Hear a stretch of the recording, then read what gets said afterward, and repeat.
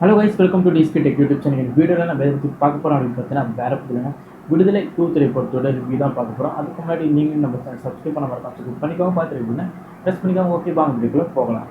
First of all, விடுதலை 2 திரைப்படத்தை உடனே ஸ்டோரி அப்படின்னு கேட்டிங்கன்னா, சராசரியான வாத்தியாராக இருந்த ஒருத்தர் எதனால் சமூக போராளி, மக்களின் போராளியை மாறினார்ன்றது இந்த திரைப்படத்தில் ஃபுல் எடுத்துக்கிறாங்கன்னு சொல்லணும். இந்த திரைப்படம் எனக்கு ஒரு டீசெண்டான ஒரு திரைப்படம் தான் என்னால் இருந்துச்சு. ஆனால் சூப்பரான ஒரு திரைப்படம் சொல்லணும், டீசெண்டான ஒரு திரைப்படம். நம்ம வெற்றிமாறன் டேரக்ட் பண்ணதுலேயே ஒரு 7 படம் டேரக்ட் பண்ணி அது கடைசி இடத்துல வைக்கணும்னா விடுதலை 2 வைப்பேன். ஏன்னா எனக்கு இந்த திரைப்படம் அந்த அளவுக்கு தான் இருந்துச்சு. ரொம்ப ஆகாவலாம் சொல்ல முடியாது விடுதலை 2, ஆனால் நல்லா இல்லைன்னு சொல்ல முடியாது. அந்த ரேஞ்சில் தான் திரைப்படம் இருந்துச்சு. அதனால் வெற்றிமாறனோட கண்டினியூ ஸ்ட்ரைக் கண்டினியூ ஆகிட்டே இருக்குது. இந்த படம் நான் நல்லா இல்லைன்னு சொல்ல மாட்டேன், அதே மாதிரி சூப்பராக இருக்குன்னு சொல்ல மாட்டேன், ஆவரேஜான இருக்குன்னு சொல்ல மாட்டேன், ஆனால் நல்லா இருக்குது. இதுதான் உங்களுக்கு புரியும்னு நினைக்கிறேன் என்ன சொல்ல வரேன்னு. ஓகேவா? இப்போ இந்த திரைப்படத்தோட ப்ளஸ் பாயிண்ட் என்னன்றதை பார்த்துக்கோங்க. ஃபஸ்ட்டு 15 நிமிஷம், ஃபஸ்ட்டு 15 to 20 நிமிஷம் கெயின் கருணாஸோட சீன் வேறு லெவலில் எஸ்டாப்ளிஷ் பண்ணியிருப்பாங்க. அந்த சீன் இந்த திரைப்படத்தோட ஓவரால் படத்தில் அந்த சீன் வேறு லெவலில் நிற்கிது. படம் முடிஞ்சு வெளியே வரும்போது அந்த சீனை நமக்கு ஃபஸ்ட்டு ஞாபகம் இருக்கும் இந்த திரைப்படத்தில். ஏன்னா அந்தளவுக்கு அந்த சீனை கிராஃப்ட் பண்ணி எடுத்துருக்காங்கன்னு சொல்லுவோம். கெயின் கருணாஸோட நடிப்புமே வேறு லெவலில் இருந்துச்சுங்க. முக்கியமாக இந்த திரைப்படத்தோட பெஸ்ட்டு சீன்னா அந்த ஃபஸ்ட் 20 நிமிஷம் வர அந்த கெயின் கருணாஸோட சீன் தான் எனக்கு இந்த திரைப்படத்தில் ஒரு பெஸ்ட்டு பாட்டுன்னு சொல்லலாம்.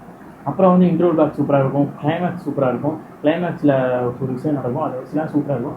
கிளைமேக்ஸ் சூரிய ஒரு விஷயம் பண்ணுவார், அந்த விஷயம் எனக்கு ரொம்ப பிடிச்சிருந்துச்சு. அதனால் சூரிய அவரோட கேரக்டரைசேஷன் ஃபஸ்ட்டு பார்ட்டுக்கும் செகண்ட் பார்ட்டுக்கும் சம்மந்தமே இல்லாத மாதிரி இருக்கும்.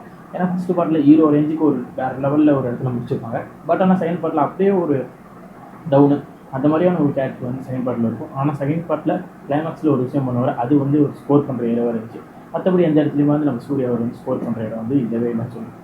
ஏன்னா ஃபஸ்ட்டு பார்ட்டை கம்பேர் பண்ணும்போது செகண்ட் பார்ட் ரொம்பவே கம்மியான ஸ்கோர் தான் நம்ம சூர்யா அவருக்கு இருக்குன்றது எந்த சந்தேகம் கிடையாது.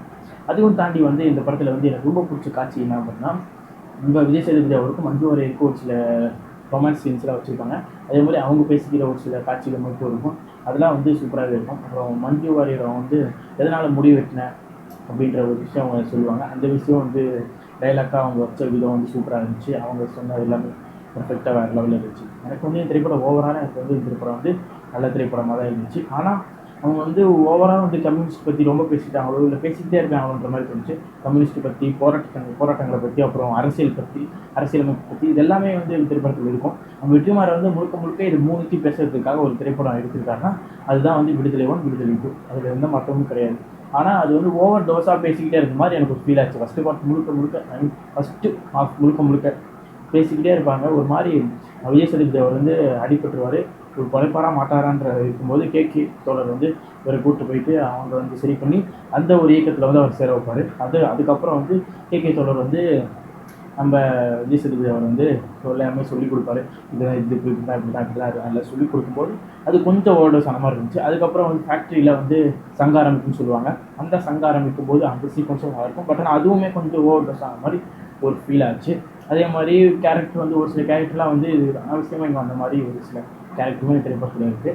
திரைப்படத்தோட பிஜிஎம் ஒர்க் பொறுத்த வரைக்கும் நம்ம எதிர்பார்த்த மாதிரி இளையராஜா எந்த அளவுக்கு ஒரு பிஜிஎம் ஒர்க் போடுவாரோ அந்த அளவுக்கு இந்த திரைப்படத்தோட பிஜிஎம் ஒர்க் இருந்துச்சு. நம்ம ஆகவோகம் சொல்ல மாதிரிலாம் இருக்காது. ஓகே, இந்த திரைப்படத்தில் பிஜிஎம் ஒர்க் குறை சொல்கிற மாதிரிலாம் இல்லை, ஆனால் நல்லா இருக்குன்னு சொல்ல முடியாது. ஆனால் இந்த திரைப்படத்துக்கு தேவையான ஒரு பிஜிஎமாக இருக்குது, அவ்வளோதான் சொல்ல முடியும். அதே மாதிரி படமும் நல்லா இருக்குன்னு சொல்ல முடியாது, ஆனால் நல்லா இருக்குது. இந்த மாதிரி தான் பிஜிஎம் ஒர்க்காக இருக்கட்டும், படமாக இருக்கட்டும், ரெண்டுமே எனக்கு இந்த மாதிரி தான் தெரிஞ்சு. ஓவராலாக கம்ப்ளீட்டாக பார்க்கும்போது படம் நல்லா இருந்துச்சு. அதே மாதிரி விஜய் சேதுபதி பர்ஃபார்மன்ஸாக எல்லா சீக்வன்ஸுமே அது கிளைமேக்ஸ்லாம் ஒரு சில வருஷம் பண்ணியிருப்பாரு. அது ஒரு வேறு லெவலில் இருந்துச்சுன்னு சொல்லலாம். எனக்கு விடுதலை 2 நல்லாவே இருந்துச்சு. நீங்கள் விடுதலை 2 பார்த்துட்டீங்களா? உங்களுக்கு எப்படி இருந்துச்சுன்றது மறக்காமல் கான்வர்ஸில் கான் பண்ணுங்கள். எனக்கு விடுதலை 2 வெற்றிமாறன் அவரோட டைரக்ஷன்லேயே ஒரு கடைசி இடத்துல வைக்கக்கூடிய ஒரு திரைப்படம். இப்போ வரைக்கும் ஒரு கடைசி இடத்துல வைக்கக்கூடிய ஒரு திரைப்படமாக விடுதலை 2 இருக்குன்றது எனக்கு சந்தேகம் கிடையாது. உங்களுக்கு கைஸ், தேங்க்ஸ் ஃபார் வாட்சிங் திஸ் வீடியோ.